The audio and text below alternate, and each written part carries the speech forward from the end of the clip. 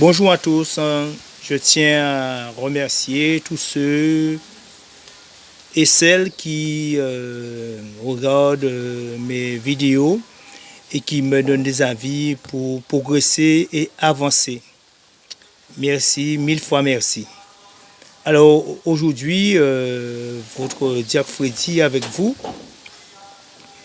On va travailler sur un peu de ce qu'on appelle l'observation. Donc on va apprendre par l'observation. Comment apprendre par l'observation? C'est une manière pour moi d'apprendre très vite en observant son environnement, en observant les personnes, en observant la nature. On peut apprendre très vite et comprendre des phénomènes, des processus, faire des analyses. Il suffit d'observer. Observer souvent, observer régulièrement. Alors l'observation, on peut observer, comme je disais, la nature, la mer, le ciel, les nuages, les arbres, les personnes. Voilà, c'est très important. L'observation, j'apprends beaucoup par l'observation. Parce qu'il y a des phénomènes aussi qui se répètent. Voilà. Alors, quelques exemples, on va procéder un peu en désordre par des exemples. Par exemple, le matin, vous prenez le bus. Pour ceux et celles qui prennent le bus, vous prenez le bus et avez-vous observé la couleur du bus? Ça paraît bête ou idiot ce que je dis là, mais souvent avec mes stagiaires dans mon travail, je leur pose des questions et des fois ils se sont pas appelés la couleur du bus. Quelle était la couleur de la chemise du chauffeur? Quelle musique on jouait dans la voiture? Qu'est-ce qui s'est passé? Qui est descendu à tel arrêt? Pourquoi? Pourquoi le bus a fait un raccourci ou un parcours plus long? Parce que des fois on est dans son monde, on a les casques sous les oreilles et on ne fait pas attention. On ne fait pas attention à ce que font les autres, où on est. Tout est important. J'ai dit observer pas ce fameux mot en créole, c'est pas ma côté, mais observer. On n'est pas là pour sauver les gens. Donc on observe aussi la route, ce qui se passe sur la route. Le comportement des gens, leurs humeurs. Il y a ceux qui chantent dans leur voiture, j'ai vu de la musique très fort. Il y a ceux qui font poisson frit. Bien d'autres. Il y a ceux qui jouent au tambour. Il y a ceux qui dansent. Voilà. Chacun a son style. Alors, l'observation aussi, c'est chercher à aller aussi plus loin. On peut aussi regarder les couleurs. Alors, où on est, on ne voit pas le ciel. Je suis entouré de quelques fleurs. Mais l'observation aussi, c'est regarder la nature, le ciel. Et quelle couleur est le ciel? Alors, vous me dites que le ciel est bleu. Ah bon? Et des fois, on ne le voit pas. Des fois, on dit qu'il n'y a pas de ciel, il y a des nuages, il est gris, etc. En fait, le ciel, est-ce qu'il est vraiment bleu? Est-ce qu'on peut toucher le ciel? Non. Est-ce que le ciel est bleu? Donc, on sait très bien que la couleur bleue, c'est la profondeur. Tout ce qui est loin, profond, éloigné, nos yeux ont tendance à voir du bleu, ce qu'on définit comme du bleu. Donc aussi, pareil pour la mer. Pourquoi la mer est bleue? Des fois, elle est verte, des fois, elle est un peu jaunâtre, un peu rougeâtre. Donc la mer, c'est le même phénomène. Il y a aussi la profondeur. Nous avons aussi les arbres, le sable, l'environnement, le fond de la mer, les vases, etc. Plein de phénomènes qui font que un environnement, un aspect de la nature de telle ou telle couleur. Voilà, c'est très important de le comprendre, d'observer. Pas dire que la mer est bleue comme ça. La preuve, la mer n'est pas bleue, puisque si vous prenez un peu d'eau de mer dans votre main, vous allez voir que l'eau est claire, donc elle n'est pas bleue. Finalement, la mer n'est pas bleue. La profondeur, c'est important, la profondeur des choses. Voilà. Donc, il faut savoir que quand on parle de couleurs, les couleurs, en fait, n'existent pas. Est-ce que les couleurs existent vraiment? Les couleurs, qu'est-ce que Freddy raconte? En fait, les couleurs n'existent pas. C'est la pigmentation des yeux qui donne les couleurs aux choses. On dit que, voilà, on définit que cette chose, cette nature, cet arbre a telle couleur. La preuve, il y a des gens qui sont daltoniens. Donc, daltonien, ce n'est pas un handicapé, ce n'est pas un aveugle, c'est quelqu'un simplement ses yeux sont pigmentés d'une manière différente de la nôtre. Ce que vous voyez rose, le daltonien va le voir violet, etc. Et pourtant, il n'est pas handicapé. Vous voyez bien que, par déduction, que les couleurs n'existent pas. Encore une preuve que les couleurs n'existent pas, c'est aussi, si vous vous enfermez dans la chambre, vous fermez votre chambre la nuit, vous fermez votre chambre, vous éteignez la lumière. Qu'est-ce que vous allez voir? Les gens vont dire noir. Non, vous ne voyez pas le noir. Vous ne voyez rien. Vous ne voyez rien. Rien. C'est rien. Vous ne voyez rien. Ce n'est pas le noir, mais c'est que vous ne voyez rien. Et pourtant, il y a quelques minutes, votre chambre, elle était bleue. Mais là, vous ne voyez rien. Vous avez dit fait noir. Non, vous ne voyez rien. Donc, si vous ne voyez rien, c'est qu'il n'y a pas de couleur. Et qu'est-ce qui fait la couleur? Eh bien, c'est la lumière. C'est la lumière qui fait la couleur. Le reflet de la lumière qui est renvoyé sur nos yeux et nous définissons que c'est telle ou telle couleur. Vous voyez que ça nous permet de prendre beaucoup de recul, de comprendre beaucoup de choses. C'est important de faire cette observation sur les choses, sur les personnes, de comprendre les phénomènes, comment ça fonctionne. Oui. Et aussi apprendre aussi à se regarder. N'ayez pas peur de vous regarder dans un miroir. Miroir, le matin, vous servez. Je sais que vous êtes beau. Ce n'est pas le problème, c'est vous observer, vous accepter comme vous êtes. Voilà, le corps, votre corps. Et dire aussi, par exemple, devant un miroir, je suis une personne extraordinaire. Je suis une personne extraordinaire. Je suis une personne extraordinaire. C'est important, répétez après moi. Je suis une personne extraordinaire. C'est important, c'est bon pour le moral. Comme dit la chanson, c'est bon pour le moral. C'est bon pour le moral. Voilà, c'est important, ces observations sur nous-mêmes et sur les choses. Voilà, vous êtes une personne extraordinaire. Il faut aussi vous valoriser.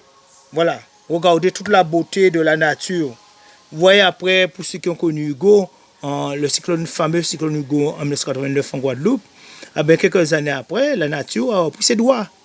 Elle n'est plus belle que jamais. Regardez la nature autour de moi. Elle n'est plus belle que jamais, cette nature. Voilà, observez. Ça nous permet aussi de rebondir un peu. Ça nous permet aussi de parler de la résilience. La résilience, c'est quoi? C'est une manière de faire ce phénomène capable de se reconstruire et ne pas vivre le malheur. Se reconstruire, ne pas vivre dans le malheur, ne pas se laisser aller, ne pas se laisser dépasser par un événement. C'est ça la résilience. Il faut rebondir, se reconstruire. On peut encore aller plus loin. Comment rebondir? Souvent, je me dis, quand on tombe au fond d'un puits, on ne peut que rebondir. Ou genre au fond, c'est au fond ou en fond. Tu ne peux que remonter. Alors, il y a cette fameuse histoire de, je ne sais pas si vous la connaissez, de l'âne qui tombe au fond d'un puits. Et au fur et à mesure, on verse du sable sur l'âne qui est au fond du puits. Donc, tôt ou tard, l'âne va être enseveli par ce sable et mourir dans le puits. Et bien, c'est ce que l'âne faisait. Et bien, l'âne, à chaque fois qu'on envoyait du sable, elle secouait son corps, secouait son corps, secouait son corps. Ce qui fait le sable tombait et au fur et à mesure, elle montait avec le sable. Et à la fin, elle a fini par sortir parce qu'elle se secouait. Donc, le sable, elle montait avec le sable. Elle ne se laissait pas ensevelir par ce sable.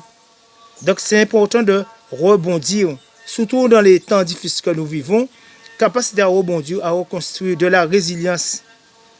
Alors, quelques petits exemples aussi d'observation ou de, je ne veux pas dire de mécanique, vous n'êtes pas des mécaniciens, c'est aussi, si je vous pose la question, comment faire tourner un moteur? Disons un moteur de voiture. Comment faire tourner? Je n'ai pas dit comment faire rouler la voiture. Comment faire tourner un moteur? Quels sont les éléments indispensables pour faire tourner le moteur d'une voiture? Alors, vous allez me dire beaucoup de choses. Alors, les éléments, vous allez réfléchir, vous réfléchissez 2 minutes. Comment faire tourner le moteur d'une voiture? Eh bien, il faut du carburant. Il faut un démarreur. Il faut bien sûr un moteur. Il faut un démarreur. Et il faut aussi de l'électricité, c'est-à-dire une batterie. Avec ces éléments, le moteur va tourner. Même s'il brûlait plus bas, il explosait, mais le moteur-là, il tournait. C'était comment faire tourner un moteur. Le but n'était pas aller de Pointe-à-Pitre à Basse-Terre. Simplement faire tourner le moteur. Observez, analysez, creusez-vous la tête. Ça, c'est important. Il y a aussi le permis. Alors, comment aussi, vous, ceux qui ont leur permis, comment Freddy va faire peut-être votre permis aujourd'hui? Alors, le permis. Alors, vous êtes à la rue Frébeau, vous conduisez votre voiture, quelqu'un tombe du 10e étage. Bon, c'est une rue Frébeau que j'ai inventée, mais on connaît ça rue Frébeau. Je ne sais pas s'il y a 10 étages, mais quelqu'un tombe du 10e étage. Vous allez faire quoi? Beaucoup me diront, je vais freiner, je vais m'arrêter, je vais appeler des secours, etc., etc. Mais en fait, vous n'allez rien faire du tout, puisque quand vous conduisez, vous ne rendez pas le ciel, vous regardez devant vous, donc vous n'allez pas voir où va tomber cette personne. Elle peut tomber devant vous, sur votre voiture ou derrière votre voiture. Donc, faites attention, observez, restez concentré. Encore des choses à faire aussi, cette logique aussi à mettre en place. Hein. Moi, je fais un petit melting pot, c'est ça que je raconte souvent à mes stagiaires. Donc, vous avez des embouteillages souvent dans une ville et vous êtes policier en carrefour, vous devez réguler la circulation. Vous avez, dans un sens, 100 voitures qui arrivent. Et là, 10 voitures. Quelles sont les voitures que vous faites passer avant? Et dans quelle logique? Donc, vous faites passer d'abord les 10 voitures, ensuite les 100. Pourquoi? Les 10 voitures libèrent la circulation, libèrent cette chaussée, et même vous pouvez aller vous mettre à l'ombre sur un arbre en attendant que les 100 passent, puisque vous avez plus de circulation à faire sur la partie des 10 voitures. Mettez en place la logique. Parce que si vous ne le faites pas, vous essayez de faire passer les 100 voitures, à la fin, vous allez vous retrouver avec 2 embouteillages, puisque les 10, d'autres vont arriver après les 10, et les 100, ils sont 50, 200.